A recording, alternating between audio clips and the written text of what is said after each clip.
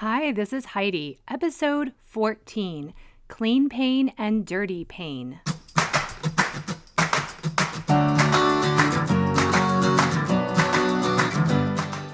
This podcast is for people willing to feel comfort and discomfort, joy and grief, to make their dreams come true. I'm glad you're here.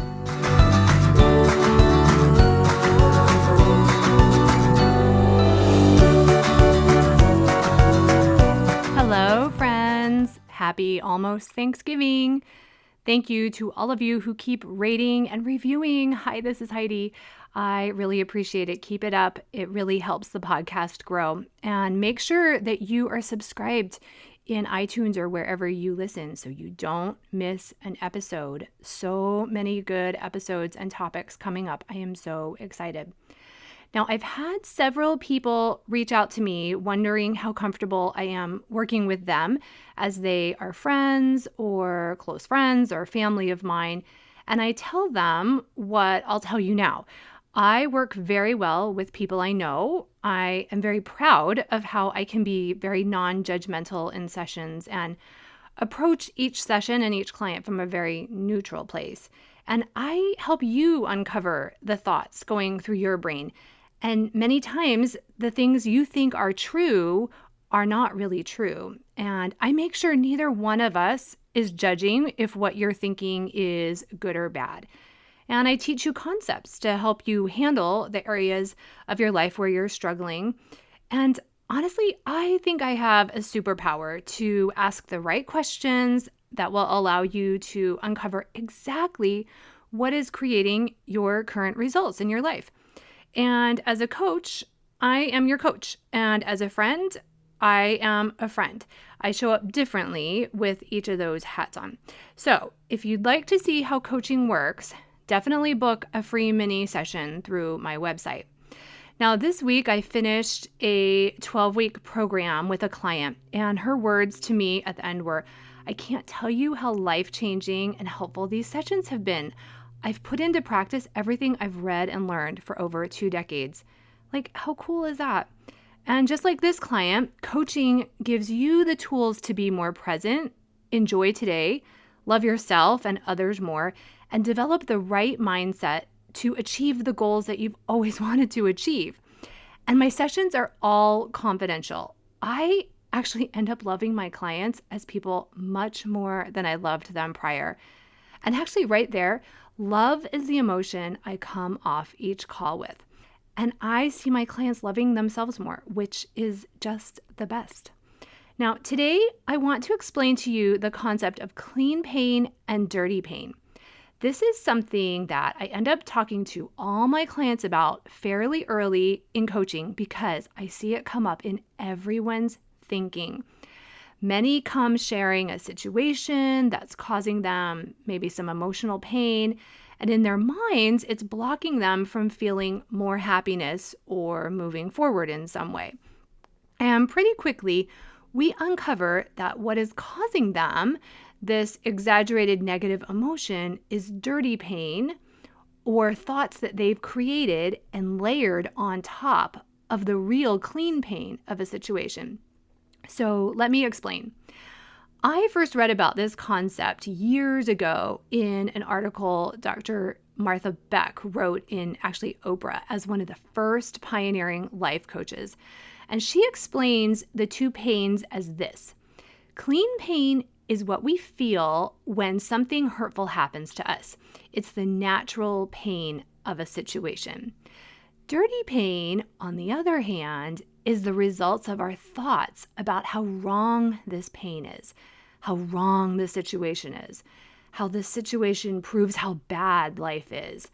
And worst of all, dirty pain is us telling ourselves there's something wrong with us because of the clean pain. And another way to think of it is clean pain is a necessary experience of being a human. But dirty pain is totally optional, and that is real suffering. So clean pain is natural, and dirty pain is unnatural and fabricated by our brains that are always searching for the negative and for ways to protect us from future pain. And this is where being very aware of our thoughts and questioning if they're useful or true or helpful is so critical. And this is a big part of what I do with my clients. In many ways, pain is like the inside of an onion, and dirty pain is all the layers on the outside, making it bigger and bigger.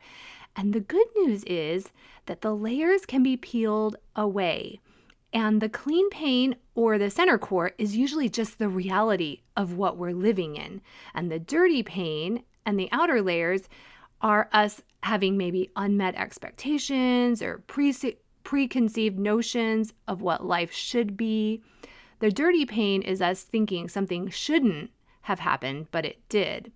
And clean pain is accepting reality. Dirty pain is fighting reality or saying something is wrong for just being. So, okay, the best way to really see the difference of these pains is with real examples. The daughter of a friend of mine was just diagnosed with a pretty serious mental illness. And as she sorts through the situation, she's right now experiencing a lot of clean pain. This is my friend. As she learns about the diagnosis for her daughter, sorts through therapists and medication, and feels sad and even grieves. And the dirty pain that she's trying to avoid, but she sees her brain sometimes offering to her, just in case she wants to suffer some more. The dirty pain is thoughts like this: her daughter's life will be miserable. This limits her future. She won't have a wonderful life. My friend thinking she did something to cause the illness. Her daughter won't make friends or get married, on and on. All of that is the dirty pain. It's projected also into the pain of the future that might or might not happen. Also see how if she keeps those thoughts and that pain, she will have much more limited capacity and love and curiosity to address the current situation in a cleaner emotional and mental state of mind. Okay, another example. Recently, my father-in-law passed away very suddenly, and there was a lot of clean pain in grieving his passing, as is very typical and very healthy to experience. It's a part of life. Well, it's the end of this mortal life. He was 86 and had lived a very full life, and we will miss him at Christmas and all the family gatherings. My husband will miss talking to him after every Patriots game. There is natural discomfort as we see our family structures change over time.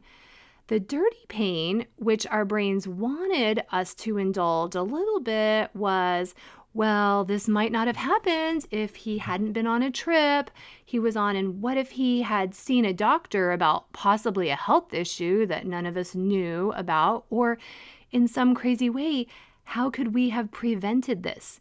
See how none of that is rational and none of it is helpful? And sometimes dirty pain disguises itself as worry or as showing love for someone else. But these thoughts only create the pain and negativity in our bodies. They aren't protection. Okay, another example. A friend's husband was out of work for a year and they had no income during that time. There is real and natural pain in adjusting to a different financial situation, looking for a new job, the uncertainty, the natural feelings of like disappointment or even rejection if you're the one who loses the job. Now, the dirty pain in situations like this that our brain likes to offer up is, oh, you'll never find another job that good. It'll take forever and you'll be in debt by the time you find another one. You're now flawed and no one will hire you. You might have to sell your house and move in with your parents and maybe go bankrupt. Now, see how the dirty pain is us making the unfortunate incident mean that we have less worth or less value to the world. And none of that is true. And looking for a job when we feel despair and insecure and rejected isn't the best way to show up for interviews. Now, can we jump back and forth between clean and dirty pain? Yes, we all do. The key is to recognize it, be aware of the pain or the thoughts that are real and necessary, and then the dirty pain or the thoughts that are exaggerated or distorted, and really question those thoughts then tell yourself they aren't true and they really aren't necessary. So I want you to know that when you feel this dirty pain and you see it in your thoughts, you are normal. The key is to be aware and manage it and limit it. Okay, another example. I was recently with a darling friend of mine, much younger than me, who is single, and the last of her single friends is getting married soon, and she isn't even steadily dating anyone. And she said she's getting a little tired of always being the single one at the get-togethers, and she occasionally feels lonely, but she's handling it pretty well. But her dirty pain, which she doesn't need to think, is that something is wrong with her because she isn't married yet, or she isn't on track or on schedule for her life. All of that isn't true, and it causes her suffering when she thinks it. So do you see here how the words should or ought to be are good signs of dirty pain, or something wasn't supposed to happen, but it did? When we really accept the real pain of a situation and allow ourselves to process and feel that emotion, we're less likely to look for indulgent self-pity or victimization, which sometimes feels useful or helps us get validation from outside sources and sympathy, but it never addresses the real issue. And it isn't healthy. It doesn't help us progress through to the other side of pain. We create a lot of dirty pain in parenting. If you listen to episode 13, you can see so many situations where we do this. Our child fails a class. The clean pain is disappointment or concern. The dirty pain is my child has no future. This will ruin their GPA and they won't get accepted to colleges. Or the worst, I have failed them as a parent. Crazy how we make their failures our failures, right? Okay, another one. A child is caught drinking or vaping. Again, the clean pain is disappointment or even anger or fear for their health. The dirty pain is, I didn't do enough as a parent to prevent this. These bad choices will lead to more bad choices. They're a bad kid. That's the worst one. See how clean pain is the action is bad. The dirty pain is the person is bad, either us or them.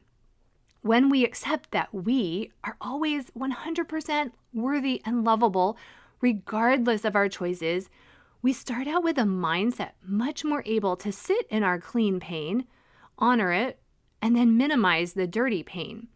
And when we build up our confidence and accept our abilities as parents and know we are doing our best, we don't need to make our children's accomplishments mean that we are doing a good job, or we then don't make their mistakes, which will always come because remember, they're learning and human, mean anything negative or painful about us.